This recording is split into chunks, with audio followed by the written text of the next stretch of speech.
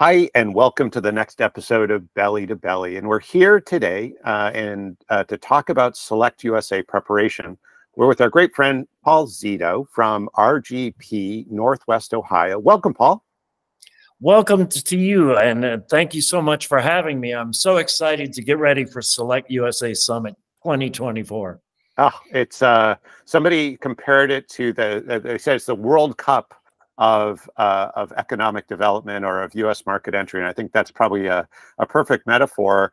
So, thinking about SelectUSA, and the real point of these conversations is to help companies coming really see and highlight some of the great resources that will be there, and really try to incent as much as possible the idea of pre-conversations, where if Ohio is interesting or a particular service is needed, that they make that pre-contact so that maybe there is a conversation or two conversations before SelectUSA. So when we all arrive, we're having much higher level conversations and actually getting things done, which ultimately is the objective, right?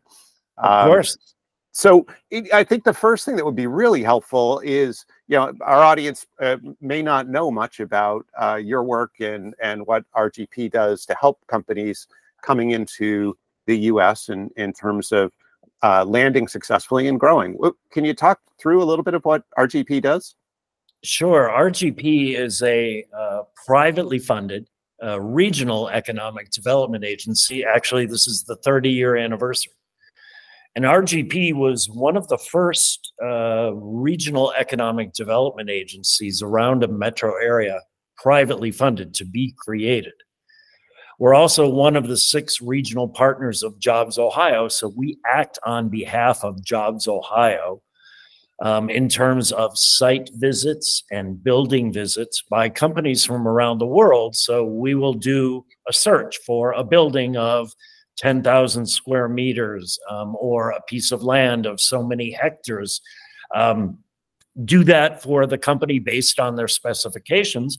And then as one of the 6 regional partners of Jobs Ohio, we actually assemble and negotiate the incentive packages that would apply to a new manufacturing, R&D, technology office operation. So grants to help with machinery and equipment, the costs of that, or with the cost of training, tax credits on some of the state taxes, et cetera. Those are the 2 basic functions that we do. But what I really like to do is to try to plug that company into their specific industry sector, whether it's automotive, plastics, food, high tech, you name it. Chances are, after a bit of discussion, whether electronically or in person, we can identify someone in their supply chain or someone in their distribution channels or some service provider that knows a bit about their business and can help them. Yeah, that, it's interesting that you say that, because it seems like there's so much focus on incentives and whatnot, and this conversation well. But when I ask companies, if I had, kind of the best incentive you can imagine, or I could introduce you to 5 new customers, which would you rather have? And 100% of the time, it's 5. But yeah, 5 customers, please, because we all know that incentives are temporary. Customers, if we do it right, are evergreen, and so making those strategic connections is so incredibly valuable. Oh, sure. And the overall cost of their project. If a company is investing upwards 10 million or more in a new manufacturing facility, and they're going to hire 100 people, and they need a certain size building, the more swift and efficient that the process can be, that saves them time and money.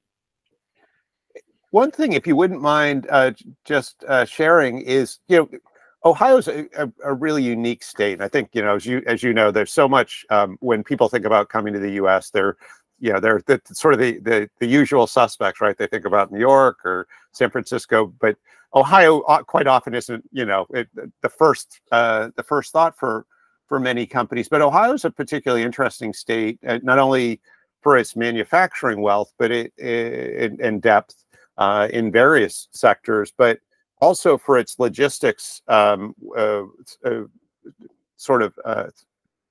position within the U.S. It's so central to the U.S. population, particularly the Eastern population. Do you want to take a minute and just kind of highlight that advantage that Ohio has from a logistics standpoint? Sure, and I'm glad you said that, because sometimes we forget the obvious. Ohio and most of the Great Lakes region are within 60% of the North American population, within a one-day drive, 60 to 70% of manufacturing. I mean, if you think of manufacturing and tech operations in the US, most of it is east of the Mississippi. You have California, Arizona, certain pockets in other of the Western states, but for most companies in industry, a majority of their customers are going to be east of the Mississippi and into Ontario, Canada, and elsewhere in Canada. Also, the fact that most of Ohio has an old manufacturing history helps. We have great rail connections. In the Toledo area, we have intermodal hubs from Norfolk Southern and CSX, two of the largest rail operators in the country. We have good air connections.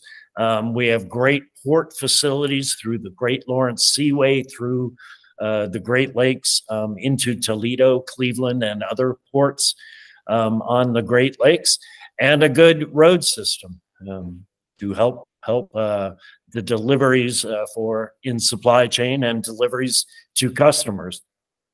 Fantastic. Yeah, no, for me anyway, it just seems such an important asset that if you're on either coast, you can't, if you're on the East Coast, if you're in New York, you lose all that benefit to the East in terms of, there are no customers out in the middle of the ocean. So, but from Ohio, you're surrounded by customers. And particularly with European companies, to be within the Eastern time zone is a tremendous benefit, because if it's 9 o'clock in the morning here, it's 3 o'clock in the afternoon in Frankfurt or Paris or elsewhere in Europe.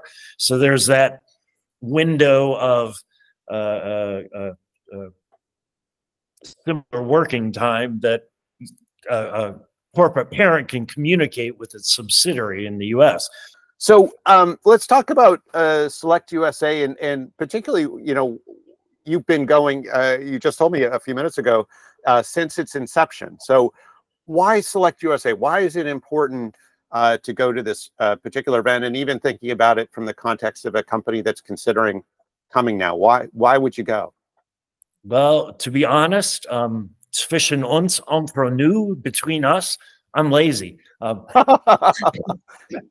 I mean, I've been every year. RGP has been every year, and last year I just looked up, there were 4,400 people there. 2,000 were business people from other countries. I believe on average, the past 5-6 years, there have been about 800 foreign companies that come to SelectUSA Summit. So in simple terms of efficiency of time and money, over 2.5, 3 days, we can be exposed to literally hundreds of companies. Every SelectUSA Summit that we have done, we've come away with at least a dozen leads. Companies that have said, yes, we need to open up some kind of operation. We know a bit about the US, the Great Lakes area, Ohio might be a good location. So it makes sense. In addition to the companies that come, these site selection consultants that are there are very prominent. And most of the universe of site selection consultants that work with foreign companies, from the big companies to the more boutique operations, are there. So with a minimal amount of money and time, the exposure is tremendous. And then finally, the knowledge, the subjects that are discussed in the various presentations are fantastic. And the discussions that you have in the hallways, at the receptions that are held at SelectUSA, it's stimulating. I mean, you called it the World Cup. I call it a geek fest for foreign direct investment. And, credit must be given to SelectUSA, the organization and the U.S. Commercial Service, and all the fine staff at the embassies and consulates around the world and at their offices in the USA. The U.S. Commercial Service has offices in Cleveland, Columbus, Cincinnati, and Toledo, and they promote this event tremendously. And it's always cool to see, ooh, what did the SelectUSA staff from Italy or Japan or Brazil or whomever bring here? And they do a very good job. Yeah, oh, certainly. So again, tapping on your experience of having been to every SelectUSA, which has just been somewhere, I think this is their 12th or 13th year we're going on now. But in thinking about the companies that are coming, some have had some experience either at coming to SelectUSA before, maybe they've been once or twice before, and some have been to the US before, but some haven't had either experience. Are there some, if you were going to advise or make suggestions to a company coming to SelectUSA and also to the US maybe for the first time, how do they best advantage themselves in terms of being at the event and preparing for it, and also for their US visit? I would recommend that companies visit the websites of as many of the state economic development agencies that they can. In our case, jobsohio.com. But look at the other states, because there is a wealth of information on various industries that will help them. If you're trying to find where is the best plastics cluster in the USA, look at the websites of the state economic development agencies. And, you know, in our case, look at our own website. So do some of that research well in advance. I would think, you know, starting around now. In the several weeks before the SelectUSA Summit, utilize the matchmaking system. And the matchmaking system, you know, I'll be honest with you, the several weeks before, over my coffee in the morning, I go through it and I say, oh, that company from Austria, we've got something that I think might help them out. Dear sir, you might be interested that there is a company that might be good for your supply chain, et cetera. Boom. So definitely utilize that.